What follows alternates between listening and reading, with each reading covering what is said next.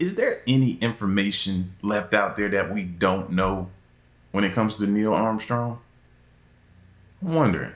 Let's check this one out.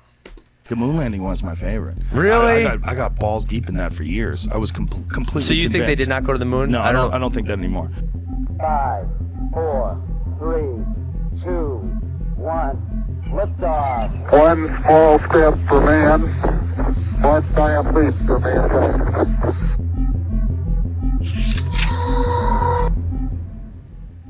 Neil Armstrong's legendary step onto the moon left the world in awe, his words capturing the monumental achievement of mankind. Yet, there's a hidden message, a secret unveiled by Joe Rogan, that piques curiosity about the moon's mysteries. Armstrong's life, from his early days enchanted by flight near the Wright brothers' birthplace, to his daring feats as a NASA astronaut, paints a vivid picture of a man destined for the stars. What secrets did Armstrong carry from his lunar exploration? Join us as we unveil the most captivating secrets witnessed. That is interesting to think about. What did he not get a chance to say or tell us? You know what I mean? What could he have seen, witnessed? You know, I'm under the belief that a lot of them signed those NDAs, so it ain't too much they could tell us even if they wanted to. By Armstrong during his moon landing. Armstrong's horrifying moon revelation, the phrase, "one small step for a man, one giant leap for humanity," will always be remembered. Neil Armstrong is known as the biggest hero of America's space achievements. I thought he said for mankind, not humanity. For being the first person to walk on the moon. He also left us with a mysterious message before he passed away. Joe Rogan, a well-known podcaster, thinks he has solved it. What did Joe Rogan find out about traveling to the moon? What secrets has he uncovered? We're going to dive into what Joe Rogan believes about the message Neil Armstrong left behind, titled, "The First Man to Walk on the Moon." Everyone knows who Neil Armstrong is. He made history as the first human to step on the moon's surface. Neil Armstrong was born on August 5, 1930, not far from where the Wright brothers had their workshop. His parents were Viola Louise and Stephen Koenig Armstrong. His family had roots in Germany, England, Ireland, and Scotland. Neil had a younger sister named June and a brother named Dean. His dad worked as an auditor for the state of Ohio, and because of his job, the family moved a lot. They lived in 16 different places over 14 years. Neil was destined to fly. His passion for flying started very early. When he was just 2 years old, his dad took him to see the Cleveland Air Races. By the time he was 5 or 6, he went on his first plane ride in Warren, Ohio. He and his dad flew in a Ford Trimotor, also known as the Tin Goose. Neil got his pilot's license when he was just 16, before he even had a license to drive a car. In 1947, he went to Purdue University with a scholarship from the Navy to study how to design airplanes. As part of his Navy scholarship, he was trained to be a fighter pilot in Florida. His time at college was interrupted by the Korean War. During the war, he flew 78 missions in a jet fighter called the F-9 Panther. This jet was one of the first to be able to take off from an aircraft carrier. After Neil Armstrong completed his university studies, he started working for the National Advisory Committee for Aeronautics. This organization would later be known as NASA, the National Aeronautics and Space Administration.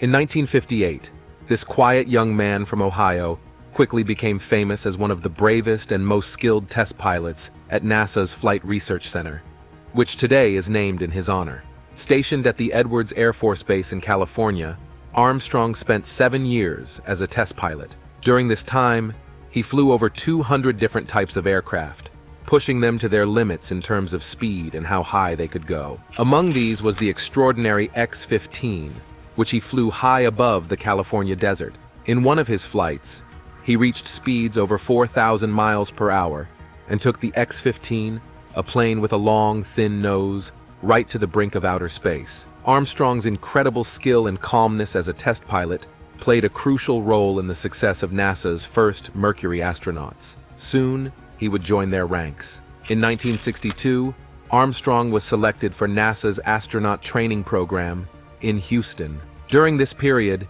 his personal life faced a tragedy when his wife Janet's and his second child, a 2-year-old daughter named Karen, passed away from a brain tumor that couldn't be treated. To cope with his immense grief, Armstrong threw himself into his work, focusing on preparations for the Gemini program. This program was NASA's next step in their ambitious plan to reach the moon. In 1966, Armstrong was picked as the lead pilot for the Gemini 8 mission. This mission was notable because it was NASA's first attempt at docking two spacecraft in orbit, a maneuver fraught with danger and complexity. Armstrong and his Now, with everything we've heard so far about Neil Armstrong, who I believe is who really took this thing serious. A lot of times when I hear people talk about, oh, this never happened, oh, they never went, and just making all of these accusations without any concrete proof that they never went to the moon or whatever, you disrespect a person who has dedicated his entire life to this. His entire life. And then when he lost his part of his family, his wife and his son, he threw himself even more into his work. So you're going to disrespect somebody like that and all they've accomplished because you just feel like, now if you got concrete evidence, then by all means, but if you just out there just saying, oh man, this man ain't never, like, come on, bro, that's the ultimate disrespect to somebody like this. Pilot, David Scott, managed to successfully dock with an unmanned spacecraft. However, shortly after, their spacecraft started spinning out of control because of a broken thruster. Armstrong was able to regain control by using the re-entry control system, but they had to cut the mission short and make an emergency splashdown in the Pacific Ocean. It was a narrow escape, but Armstrong's quick thinking and calm demeanor saved them.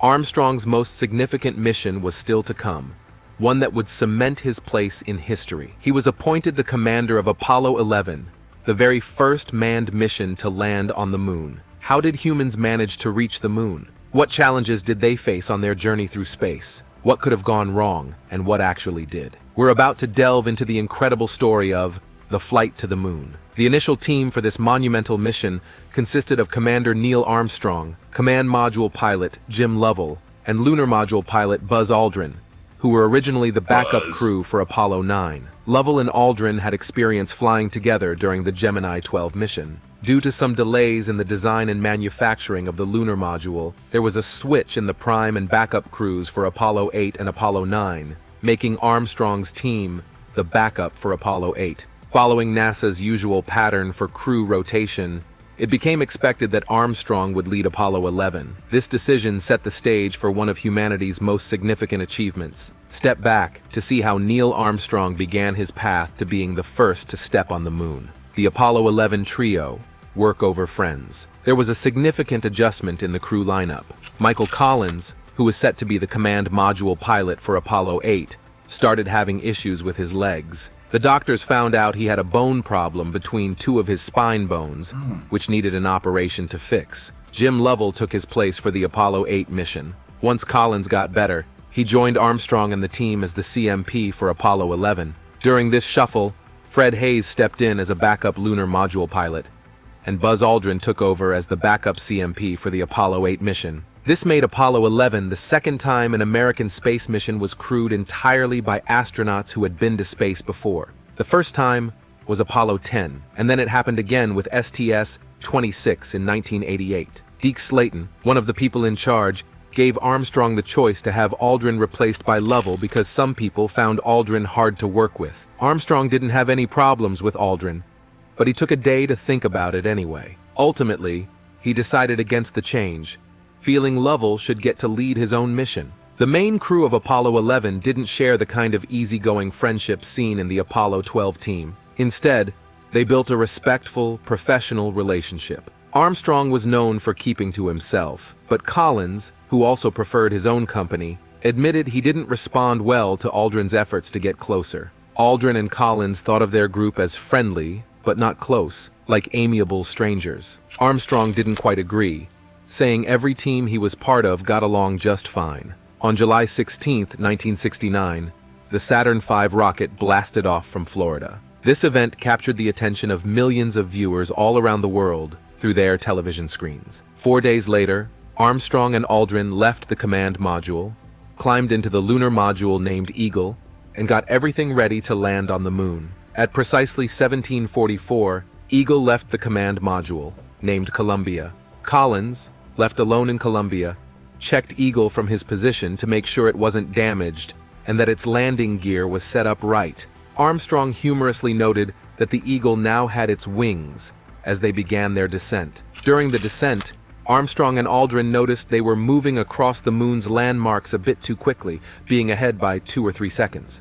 This meant they were going to land further west than planned, missing their intended landing spot by miles because they were traveling faster than expected. The issue might have been caused by maskins, areas on the moon's surface that have more mass and create stronger gravity, potentially changing Eagle's flight path. Gene Kranz, the flight director, guessed that the problem could have been due to extra air pressure inside the docking tunnel, or perhaps because of the way Eagle spun around. I've always heard that, bro. When dealing with this stuff and calculations and the math that goes into it, you have to be spot on. That's why a lot of those like things they have landing on the moon, I don't think they call them rovers. I think they call them something else. But anyway, the ones that they have, sometimes they crash because of the miscalculations, or you didn't take into account something else that was a different variable. So it causes it to land faster than they were expecting it to, and it crashes or something goes wrong. So the amount of another reason why you cannot continue to disrespect these people that put in all these countless hours of work. 5 minutes after they started lowering the lunar module towards the moon, and when they were about 6,000 feet up in the air, the crew faced their first big tech hiccup.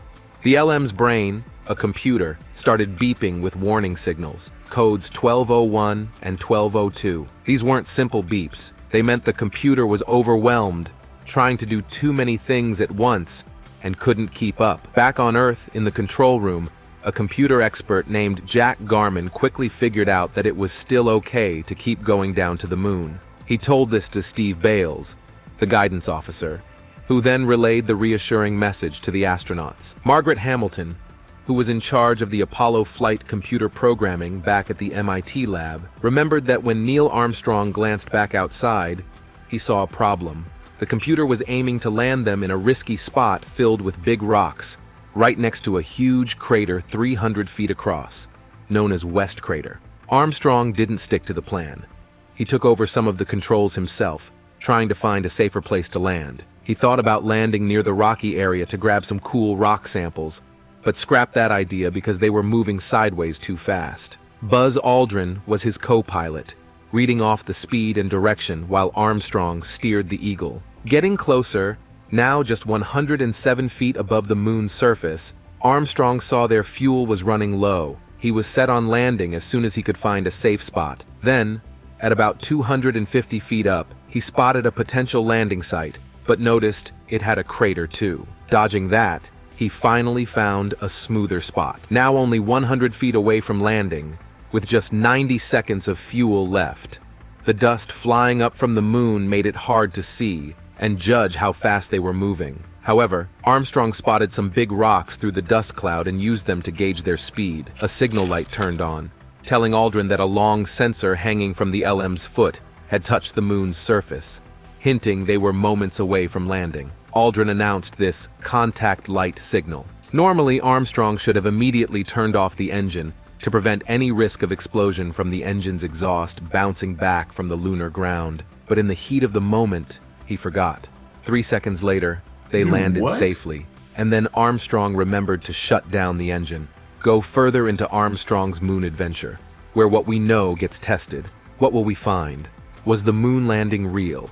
For Apollo 11's big moment, they had to use a special kind of TV technology that didn't work with the TVs everyone had at home. To show what was happening on the moon to people on Earth, they displayed the moon's footage on a special monitor, and then another TV camera filmed that monitor. It was like showing a video of a video, which made the picture a lot fuzzier. The signal first reached Earth at a place called Goldstone in the United States, but a station closer to Canberra in Australia, called Honeysuckle Creek Tracking Station, picked it up clearer. Not long after, they switched to an even better receiver, the Parkes Radio Telescope in Australia, which helped despite some tech hiccups and iffy weather. Black and white videos of the astronauts stepping onto the moon for the first time got sent back to Earth, and over 600 million people watched it live. They saved copies of this historic broadcast, but the very first, clearer version from the moon got lost over time, because NASA reused the tapes for other things. When the astronauts came back to Earth, their capsule, Columbia, landed upside down in the ocean. Luckily, it was flipped back the right way in 10 minutes, thanks to some airbags they activated. Then, a diver from a hovering Navy helicopter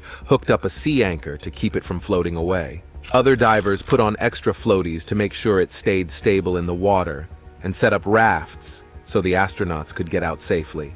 On August 13th, the astronauts were treated like heroes in parades in New York and Chicago, where around 6 million people cheered for them. That night in Los Angeles, there was a fancy dinner to celebrate their journey, with important guests like members of Congress, 44 state governors, 2 chief justices, and ambassadors from 83 countries, all at the Century Plaza Hotel. President Nixon and Vice President Agnew gave each astronaut the Presidential Medal of Freedom as a special honor. On September 16, 1969, the astronauts talked to both parts of Congress. They brought 2 American flags with them, one for the House of Representatives and one for the Senate, which they had taken all the way to the moon and back. The flag from American Samoa that went to the moon is now in a museum in Pago Pago, the capital of American Samoa. This kicked off a 38-day trip around the world where they visited 22 countries, met lots of leaders, and shared their story. Their globe-trotting tour kicked off in Mexico City and wrapped up in Tokyo. Along the way, they stopped in cities like Bogota, Buenos Aires, Rio de Janeiro, across the Canary Islands, through Europe in places like Madrid, Paris, Amsterdam, all the way up to Oslo, then over to Cologne, Berlin, London, down to Rome, Belgrade, Ankara, across Africa to Kinshasa, over to Tehran, down to Mumbai, Dhaka, across to Bangkok, Darwin, Sydney, a hop to Guam, then Seoul, and finally Tokyo and Honolulu. It was a whirlwind tour, bringing the excitement and achievement of their moon landing to people around the world. The idea that the moon landing in 1969 was not real, and instead a staged event, has been a topic of debate for years. One of the people who has discussed this theory is Joe Rogan, a well-known podcaster. Rogan has talked about how, in the footage of the moon landing, the United States flag seems to wave, as if it's flapping in the wind. However, since there's no air on the moon to cause wind, this raised questions for him. Some people think that to make the flag look like it was moving, it was set up with a wire frame, and possibly even a fan, to create movement, all while being filmed somewhere on Earth instead of the moon. This idea... We can definitely now rule out that the engine wasn't running on the spacecraft that got them there, because they said he had to turn it off in fear of an explosion as they were landing. So I'm pretty sure he probably left it off. So we can't say it's that. So what else could it be? Idea suggests that NASA planned this elaborate scheme to trick everyone into believing the United States had won the space race against the Soviet Union, which was a big deal at that time. The space race was essentially a competition between the two countries to prove who was more advanced in space exploration. Following this line of thought, some speculate that Neil Armstrong's decision to leave NASA might have been related to the controversy surrounding the moon landing. Adding to the intrigue, a former employee from Rocketdyne, the company responsible for constructing the engine casing of the Saturn V rockets, claimed to have insider knowledge that the moon landing was indeed a fabrication. This employee argued that the flag seen in the moon landing footage was just one piece of evidence among many that the event was staged. Joe Rogan isn't alone in his skepticism. Other conspiracy theorists also doubt the authenticity of the moon landing, arguing that the United States staged the entire mission to claim victory in the space race against the Soviet Union. One major point of contention is the photos released by NASA from the moon. Critics ask why no stars are visible in the sky in these pictures. Given the moon's location in space, it stands to reason that stars should be visible in the background of these images. Additionally, in one of the iconic photos from the moon landing, where Buzz Aldrin is featured, Neil Armstrong can be seen reflected in Aldrin's helmet visor. Some observant skeptics have pointed out that Armstrong doesn't appear to be holding a camera, leading to questions about who exactly took the photo. According to official records, Only Armstrong and Aldrin were on the moon during the landing, which has led to further speculation and doubts about the legitimacy of the moon landing narrative presented by NASA and the United States government. Jump into the whirlpool of mysteries and talks that circle one of our biggest space trips. What's hidden? Why did Armstrong stay silent? When we look at photos taken during the moon landing, we notice that we can see things that are in the dark. Some people don't believe this should be possible if the sun was the only light source. They think this means there must have been extra lights, like the ones used in movie making, to light up these areas. A well-known picture from the moon has a small rock that seems to have the letter C on it. To some, this looks like a mistake someone made while setting up a fake scene. I was saying, other people were talking about, oh, that was just, it was a prop. It was a prop for a movie. You see C, that was the letter to let them know which prop it was. That rock was a prop, marked by someone and accidentally left that way for the camera. However, the experts at NASA and other scientists say the C might be a mistake from when the photo was made, like a hair getting in the way, or maybe someone changed the picture later to add the C on purpose. But this has made more people wonder if we can believe what NASA says. Then there's the issue with how the shadows look in the photos. Some shadows from the astronauts aren't the same length, even though they are near each other.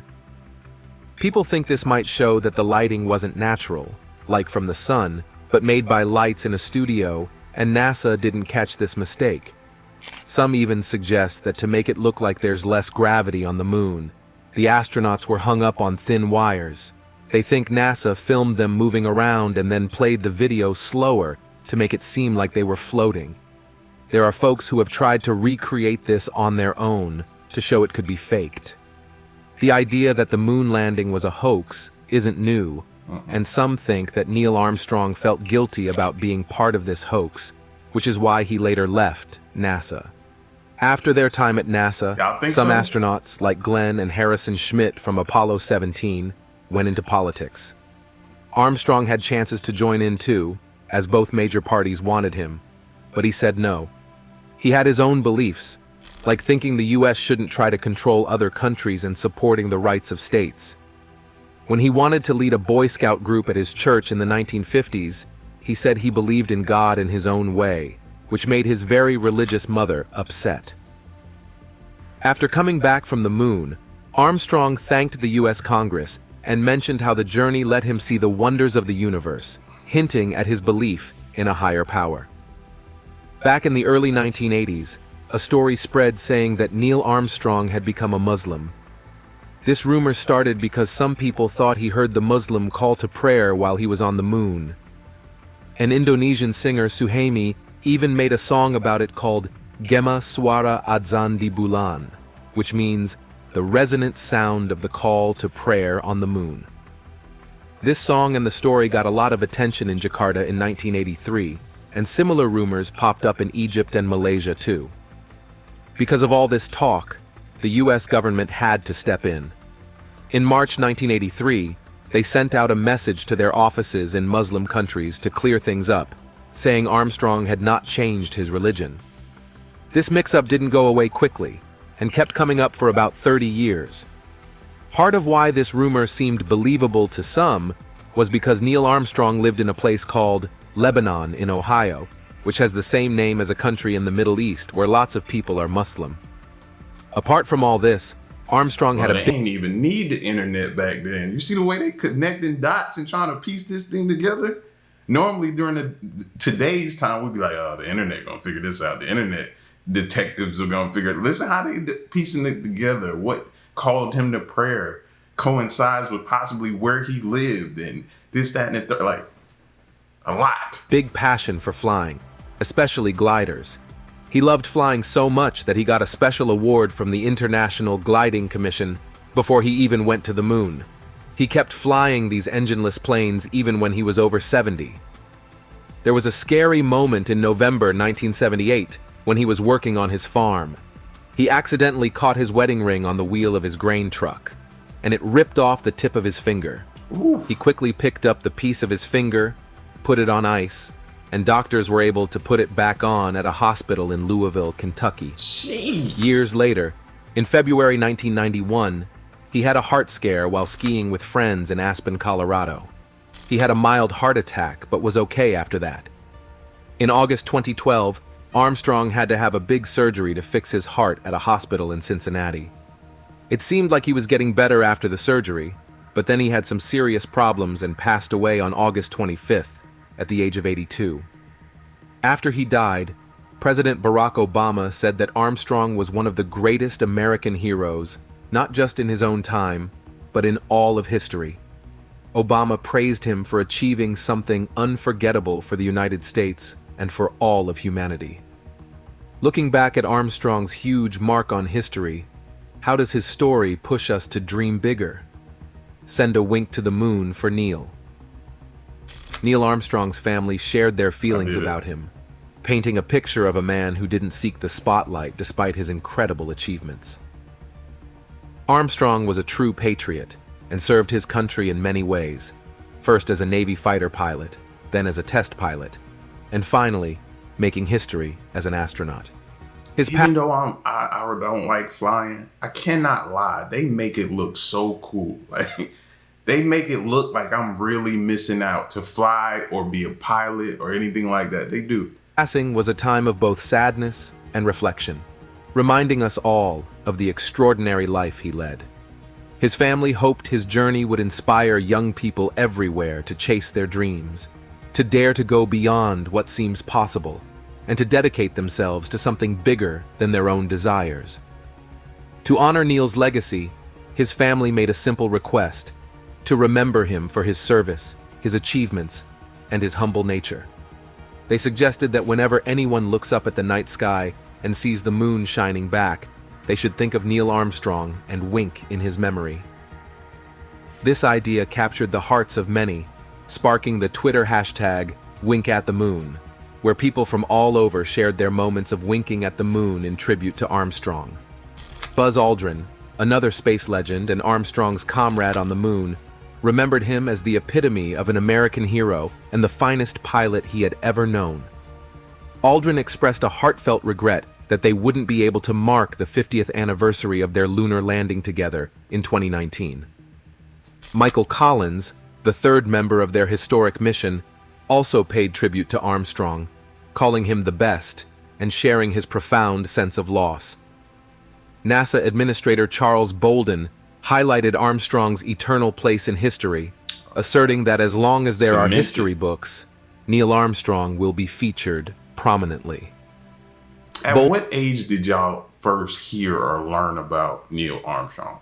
I can't pinpoint the exact time, but I remember I was young, like probably elementary school, maybe around that time when I first heard about him.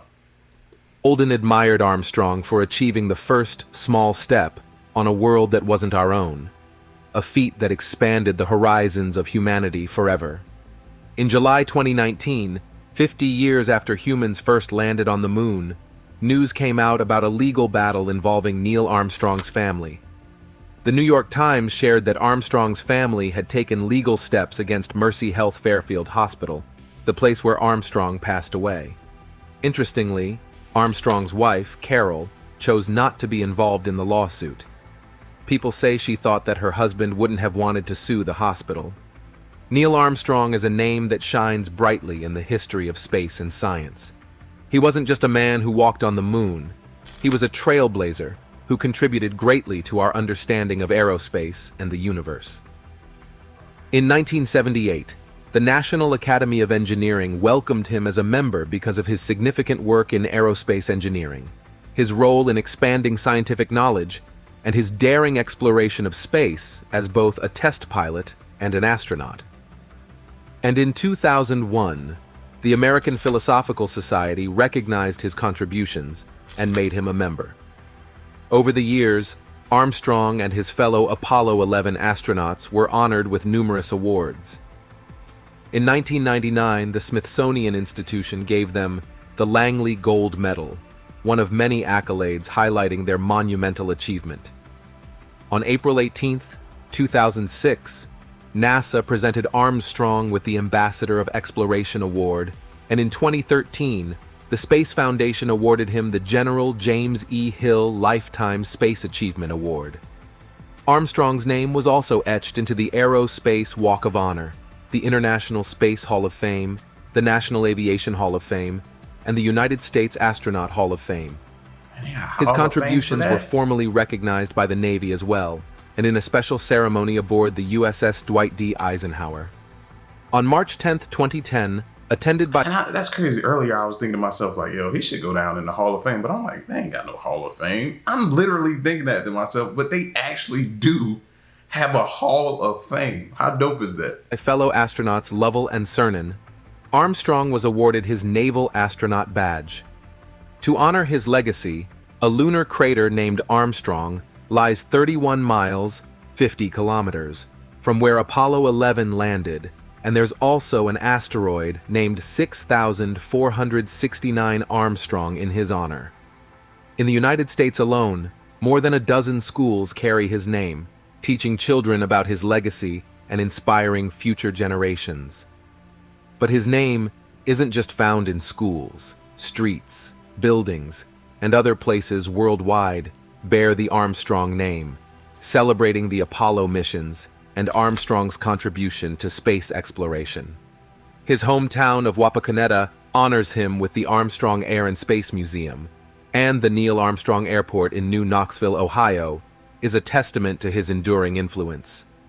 The mineral named Armstrongite carries Neil Armstrong's name as a tribute to him. Mineral.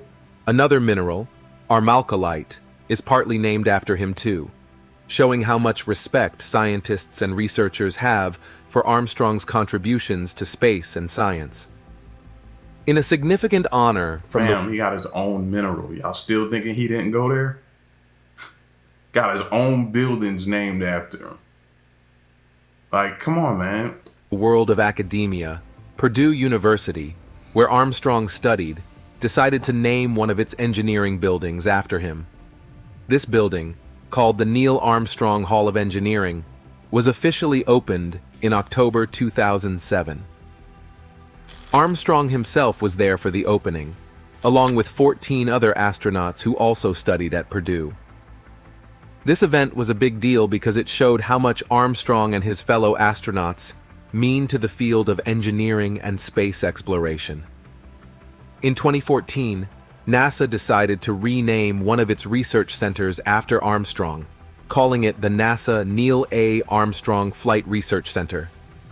This was a way of acknowledging Armstrong's important contributions to aerospace research and his historic role as the first person to walk on the moon. The U.S. Navy also paid tribute to Armstrong by naming a new class of research vessels after him. The first ship in this class was called the RV Neil Armstrong, launched in September 2012. Armstrong's legacy also includes a vast collection of personal items related to his space missions and life.